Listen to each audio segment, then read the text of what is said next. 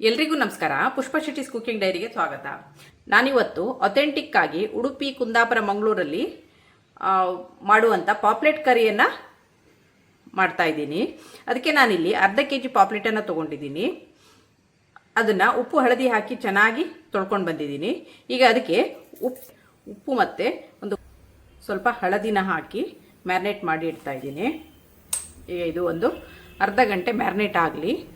Fish ಕರಿಯನ್ನು ಮಾಡಲಿಕ್ಕೆ 15 ಬ್ಯಾಡಗಿ ಚಿಲ್ಲಿಯನ್ನು ತೊಗೊಂಡಿದ್ದೀನಿ, 2 table spoon ಆಗುವಷ್ಟು ಕೊತ್ತಂಬರಿಯನ್ನು ತೊಗೊಂಡಿದ್ದೀನಿ, 1 ಟೀ ಸ್ಪೂನ್ ಕಾಳುಮೆಣಸು, ಅರ್ಧ ಟೀ ಸ್ಪೂನ್ ಜೀರಿಗೆ, 1/4 ಟೀ ಸ್ಪೂನ್ ಮೆಂತ್ಯ, ಒಂದು ಅರ್ಧ ಕಪ್ಪು ಈರುಳ್ಳಿ ಹೋಳನ್ನು ತೊಗೊಂಡಿದ್ದೀನಿ, ಒಂದು 15 ಬೆಳ್ಳುಳ್ಳಿ ಬೇಳೆಯನ್ನು ತೊಗೊಂಡಿದ್ದೀನಿ. ಸುಮಾರು ಇದು ಒಂದು ಸಣ್ಣ ಈರುಳ್ಳಿ, 1.5 ಕಪ್ನಷ್ಟು ತೆಂಗಿನ ತುರಿಯನ್ನು ತೊಗೊಂಡಿದ್ದೀನಿ. ಕಾಯಿ, ಈರುಳ್ಳಿ, ಬೆಳ್ಳುಳ್ಳಿನ ಬಿಟ್ಟು ಈ 5 ಸಾಮಗ್ರಿಗಳನ್ನು ಡ್ರೈ ರೋಸ್ಟ್ ಮಾಡ್ಕೊಂಡ್ಬರೋಣ.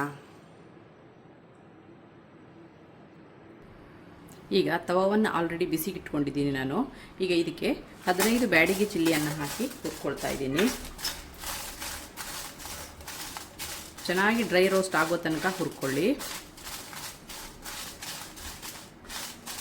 ನಮ್ಮ ಉಡುಪಿ ಕುಂದಾಪುರ ಸೈಡಲ್ಲಿ ಈ ಥರ ಆಯಿಲ್ ಫ್ರೀ ಆಗಿ ಫಿಶ್ ಕರಿಯನ್ನು ಮಾಡ್ತಾರೆ. ಇದು ತುಂಬಾ ಚೆನ್ನಾಗಿರುತ್ತೆ, ಟಿಪಿಕಲ್ ಅಥೆಂಟಿಕ್ ಆಗಿ ಇರುತ್ತೆ. ಇದನ್ನು ಒಮ್ಮೆ ಟ್ರೈ ಮಾಡಿ. ಈಗ ಮೆಣಸು ಚೆನ್ನಾಗಿ ಡ್ರೈ ರೋಸ್ಟ್ ಆಗಿದೆ. ಈಗ ನಾವು ಒಂದು ಪಾತ್ರೆಗೆ ಟ್ರಾನ್ಸ್ಫರ್ ಮಾಡ್ಕೊಳ್ತಾ ಇದ್ದೀನಿ. ಇದೇ ಬಿಸಿಯಾದ ಬಾಣಲಿಗೆ ಈಗ 1/4 ಟೀ ಸ್ಪೂನ್ ಆಗುವಷ್ಟು ಮೆಂತ್ಯೆಯನ್ನು ಹಾಕಿ ಹುರ್ಕೊಳ್ತಾ ಇದ್ದೀನಿ. ಮೆಂತ್ಯ ಸ್ವಲ್ಪ ಬಿಸಿ ಆಗೋಕ್ಕೂ 1 ಟೀ ಸ್ಪೂನ್ ಕಾಳುಮೆಣಸನ್ನು ಹಾಕ್ತಾ ಇದ್ದೀನಿ. ಇದು ಚೆನ್ನಾಗಿ ಹುರ್ಕೊಳ್ಳೋಣ.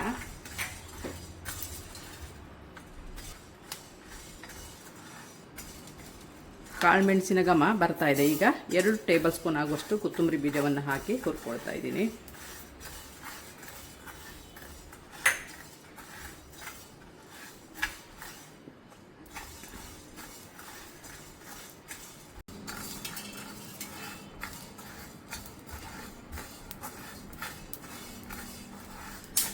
ಈಗ ಅರ್ಧ ಟೀ ಸ್ಪೂನ್ ಜೀರಿಗೆಯನ್ನು ಹಾಕಿ ಒಂದು 30 ಸೆಕೆಂಡ್ ಹುರಿದು ಗ್ಯಾಸನ್ನು ಆಫ್ ಮಾಡ್ತಾ ಇದ್ದೀನಿ. ಈಗ ಸಾಮಗ್ರಿಗಳೆಲ್ಲ ಚೆನ್ನಾಗಿ ಹುರಿದಿದೆ, ಘಮ ಬರ್ತಾ ಇದೆ. ಈಗ ಗ್ಯಾಸ್ ಫ್ಲೇಮನ್ನು ಆಫ್ ಮಾಡಿ ಸಾಮಗ್ರಿಗಳನ್ನು ಬೇರೆ ಪಾತ್ರೆಗೆ ಟ್ರಾನ್ಸ್ಫರ್ ಮಾಡ್ಕೊಳ್ಳೋಣ. ಈ ಸಣ್ಣ ನಿಂಬೆ ಗಾತ್ರದ ಹುಣಸೆ ಹಣ್ಣನ್ನು ತೊಗೊಂಡಿದ್ದೀನಿ. ಇದನ್ನೀಗ ನೀರಲ್ಲಿ ನೆನೆಸಿಡೋಣ. ಈಗ ಹುರಿದಿಟ್ಟಂಥ ಸಾಮಗ್ರಿಗಳು ತಣ್ಣಗಾಗಿದೆ. ಈಗ ಈ ಸಾಮಗ್ರಿಗಳನ್ನು ಹಳದಿ ಮತ್ತು ತೆಂಗಿನಕಾಯಿ ತುರಿ ಜೊತೆಗೆ ನುಣ್ಣಗೆ ರುಬ್ಬಕ್ಕೆ ಹಾಕೋಣ. ನಂತರ ಹುಳಿ ಮತ್ತು ಬೆಳ್ಳುಳ್ಳಿನ ಹಾಕೋಣ. ತೆಗೆಯುವ ಮೊದಲು ಲಾಸ್ಟಿಗೆ ಈರುಳ್ಳಿಯನ್ನು ಹಾಕಿ ತೆಗೆಯೋಣ. ನಾನಿಲ್ಲಿ ಮಸಾಲೆನ ಗ್ರೈಂಡ್ರಿಗೆ ಹಾಕ್ತಾ ಇದ್ದೀನಿ. ಗ್ರೈಂಡ್ರಿಗೆ ಹಾಕಿ ಕಡಿದ್ರೇ ಮೀನು ಸಾರು ರುಚಿಯಾಗೋದು. ಈಗ ಇದನ್ನು ಗ್ರೈಂಡ್ರಿಗೆ ಹಾಕೋಣ.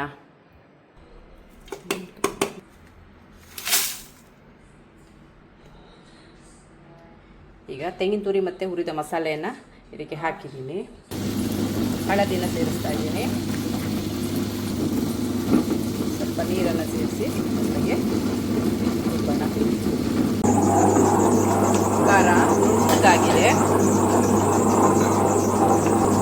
ಈಗ ಬೆಳ್ಳುಳ್ಳಿನ ಹಾಕ್ತಾ ಇದ್ದೀನಿ. ಹುಣಸೆ ಹಣ್ಣನ್ನು ಹಾಕ್ತಾ ಇದ್ದೀನಿ.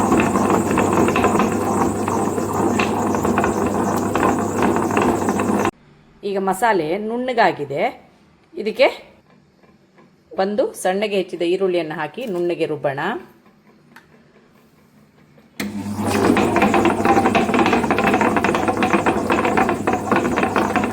ಈಗ ಮಸಾಲೆ ನುಣ್ಣಗಾಗಿದೆ.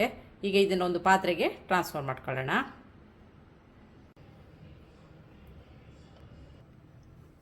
ಈಗ ಮಸಾಲೆನ ಕುದಿಸುವ ಪಾತ್ರೆಗೆ ಟ್ರಾನ್ಸ್ಫರ್ ಮಾಡಿ ಇಟ್ಕೊಂಡಿದ್ದೀನಿ. ನೋಡಿ, ಮಸಾಲೆ ಈ ಥರ ನುಣ್ಣಗಾಗಬೇಕು. ಇದು ನೈಸ್ ಆದಷ್ಟು ಫಿಶ್ ಕರಿ ಟೇಸ್ಟ್ ಆಗುತ್ತೆ. ನಾವು ಒರಳಲ್ಲಿ ಇಲ್ಲಾಂದರೆ ಒರಳಲ್ಲಿ ಅಥವಾ ಗ್ರೈಂಡ್ರಲ್ಲಿ ರುಬ್ಬಿದ್ರೇ ಇದರ ರುಚಿ ಹೆಚ್ಚು. ಈಗ ಇದಕ್ಕೆ ಸ್ವಲ್ಪ ಸ್ವಲ್ಪನೇ ಒರಳು ತೊಳೆದ ನೀರನ್ನು ಹಾಕಿ ಬೇಕಾದ ಕನ್ಸಿಸ್ಟೆನ್ಸಿಗೆ ಮಾಡ್ಕೊಳ್ಳೋಣ. ಪಾಪ್ಲೆಟ್ ರಸವನ್ನು ಮಾಡಲಿಕ್ಕೆ ತುಂಬ ಗಟ್ಟಿನೂ ಆಗಬಾರ್ದು, ರಸ ತುಂಬ ನೀರು ಆಗಬಾರ್ದು. ಹದವಾಗಿ ಈ ಥರ ಗ್ರೇವಿನ ರೆಡಿ ಮಾಡ್ಕೊಳ್ಳಿ. ಈ ಹದ ಇದ್ದರೆ ಸಾಕು. ಈಗ ಇದನ್ನು ಕುದಿಯಕ್ಕಿಡೋಣ.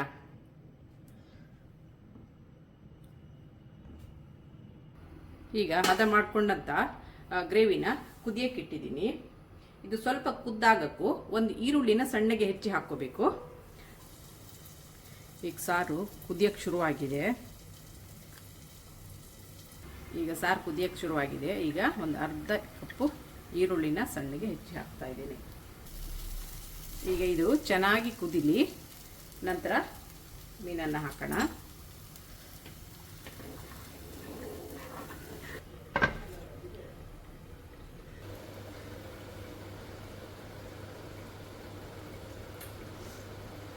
ಈಗ ಸಾರು ಚೆನ್ನಾಗಿ ಕುದೀತಾ ಇದೆ.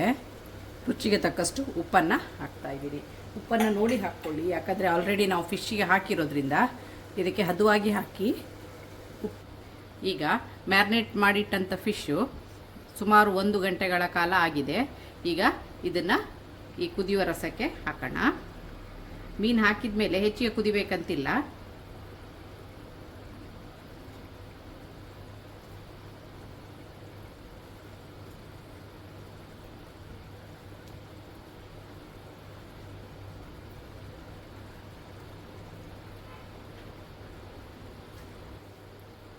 ಮೀನು ಹಾಕಿದ ಮೇಲೆ ಸೌಟನ್ನು ಹೆಚ್ಚಿಗೆ ಹಾಕಬೇಡಿ. ಈ ಥರ ಬಟ್ಟೆಯಲ್ಲಿ ಕೈ ಹಿಡಿದು ಈ ಥರ ತಿರುಗಿಸಿದ್ರೆ ಮೀನು ಹದವಾಗಿ ಬೇಯುತ್ತೆ.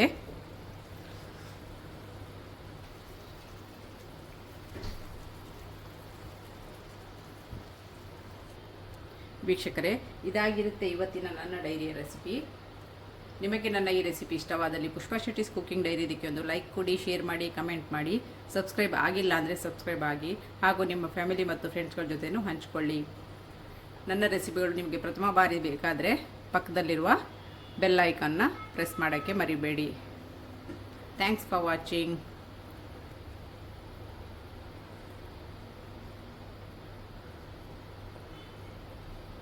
ಇದೀಗ ಮೀನು ಬೆಂದಾಗಿದೆ. ಇದನ್ನ ನೋಡಿ, ಕಲರ್ ಚೇಂಜ್ ಆಗಿದೆ ಫಿಶ್. ಇದು ಈ ಹಂತದಲ್ಲಿ ಇದು ಫಿಶ್ ಆಗಿದೆ ಅಂತ ಅರ್ಥ.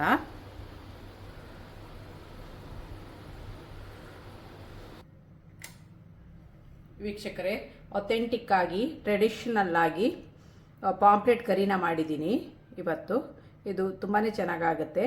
ನಮ್ಮ ಉಡುಪಿ ಕುಂದಾಪುರ ಶೈಲಿಯಲ್ಲಿ ಇದು ಈ ಥರನೇ ಮಾಡೋದು. ಹೆಚ್ಚಿಗೆ ಎಣ್ಣೆ ಏನು ಉಪಯೋಗಿಸಲ್ಲ ಇದಕ್ಕೆ. ಈ ಥರ ಮಾಡಿದರೆ ತುಂಬ ಚೆನ್ನಾಗಾಗುತ್ತೆ. ಇದನ್ನು ಒಮ್ಮೆ ಟ್ರೈ ಮಾಡಿ.